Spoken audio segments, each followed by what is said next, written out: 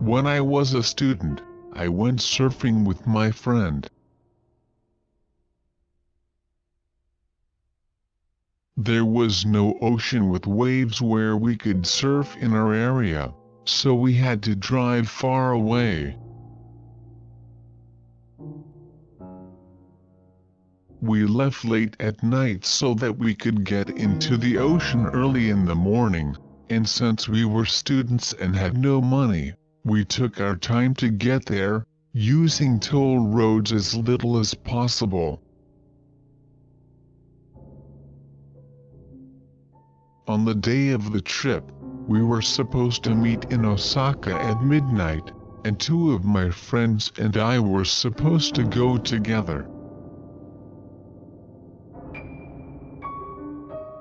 However, on the day of the trip, the girl who had also taken care of our surfboard was unable to go, so we decided to stop by her house in Kyoto before heading to the beach.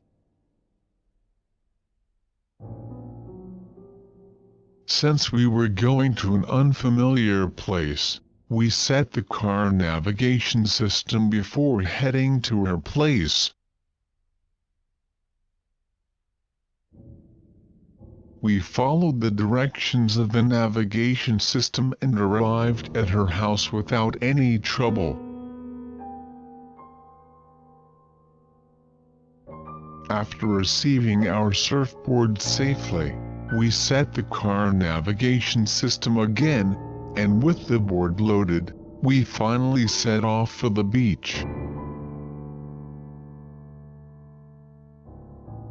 We were kind of excited, because it was late at night, and my friend drove the car while we talked about casual things such as complaining about our part-time jobs, love stories, and family matters.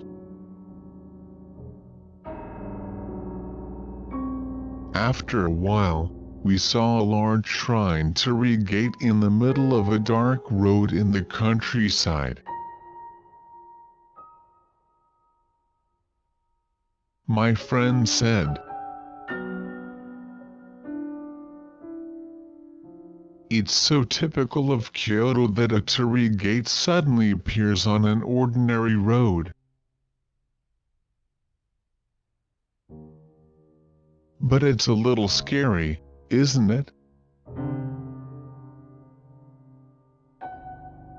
So we drove through the Torii gate. Then, we saw the same Torii gate again ahead of us. "What's that? Is it the same place?" my friend said. We must have followed the directions of the navigation system, but we must have made a mistake somewhere, and we had to take the same road again. So next time, we decided to take a different road than the one indicated by the navigation system, and we decided to go out on a wider road. When we were on a different road and talking again, my friend suddenly said to me, "I'm feeling a little cold, can I turn off the air conditioning?" I was not cold, but we turned off the air conditioning. After a while, it soon became really hot inside the car. It was the middle of summer, so it was quite harsh not to turn on the air conditioning. When I looked at my friend's face, sweat was pouring down her face. It's getting hotter. Shall we turn on the air conditioning again? I asked, but my friend just answered, it's cold. And I asked again, are you sick? But she answered, I'm okay. I felt something strange, but I left it as it was and the car drove on. Then, we saw that red Torii gate again ahead. We had been driving on a completely different road for a very long distance, and yet the same Torii gate was right in front of us. My friend turned pale in the driver's seat. Then, I noticed that the inside of the car, which had been enveloped in an unusually hot atmosphere, had somehow become very cold. We didn't turn on the air conditioning. I had goosebumps, and my teeth were chattering as the cold air filled the car.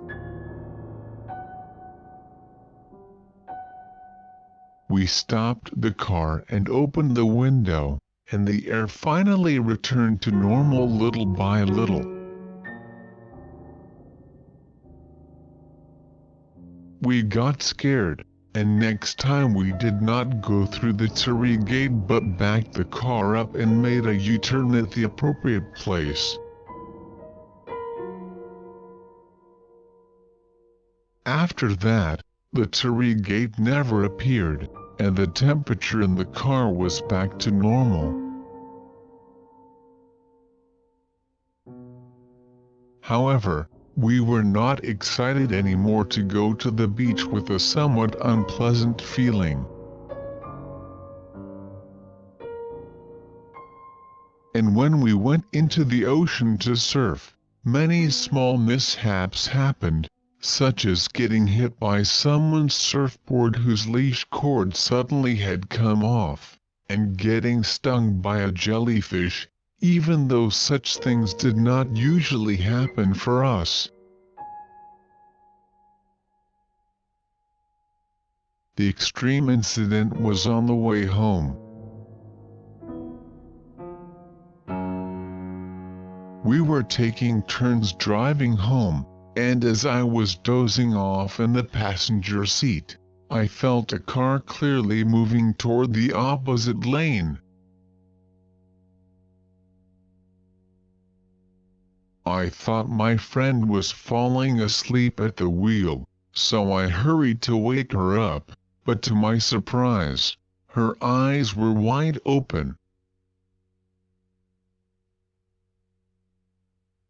She was staring blankly at a point and gripping the steering wheel in an unusual manner. Fortunately, when I tapped her on the shoulder while calling her name, she immediately regained consciousness and we did not have an accident. When I asked her later, she said she had no memory of those few minutes. Since then, I have not gone surfing through Kyoto or by the Torii gate. What was that Torii gate? I don't know if the many misfortunes that happened to us that day had anything to do with the Torii gate. But I still get scared when I remember it.